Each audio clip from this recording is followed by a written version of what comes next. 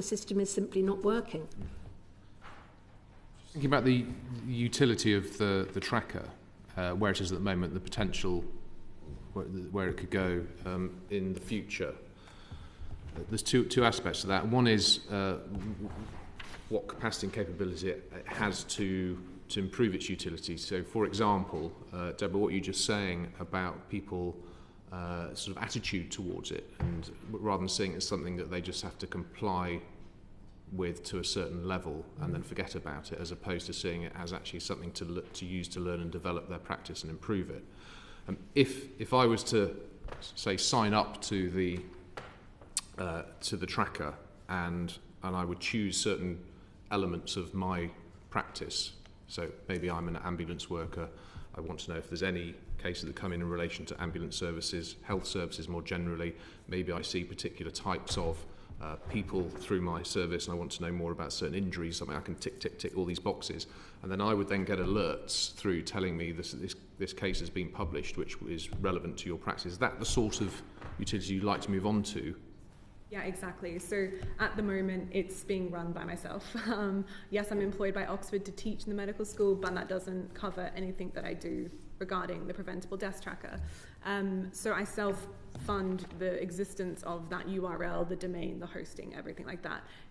What we do need to fund is this dashboard that you're talking about, where people stop emailing me about, Georgia, can I have data on this specific request?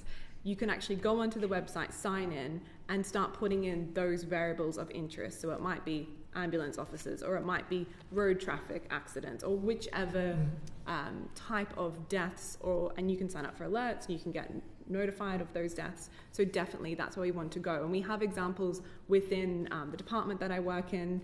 Ben Goldacre's team runs the Trials Tracker, which does something similar. They run Open Prescribing, which does something similar. So I sit within a department in Oxford that has examples from other areas that we could that inspired the tracker and could be built, but we just need resources to build that. So we need computer scientists, back-end developers, we need to fund hosting because you have to host this data. So there's just a few technical things that need to occur for it to get to that point.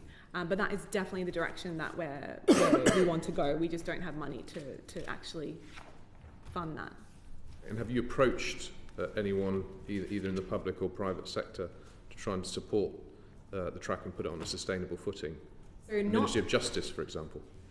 Yes, so I have approached academic research grants like NIHR and MPS Foundation. So as an academic, we can apply for research grants. In terms of the private sector, no, I haven't approached anyone in the private sector, but I have been actively over the last 3 years speaking to many public organisations to the point that I'm saying the same things over and over again to NHS England, CQC, HSSIB, and I could give you a list of all the different meetings I've had which hasn't led to anything. But I know that this tracker has the potential to benefit many different departments. So you've got the Department of Transport, you've got the MOJ, you've got health, lots of different health areas and the department itself, but it could benefit.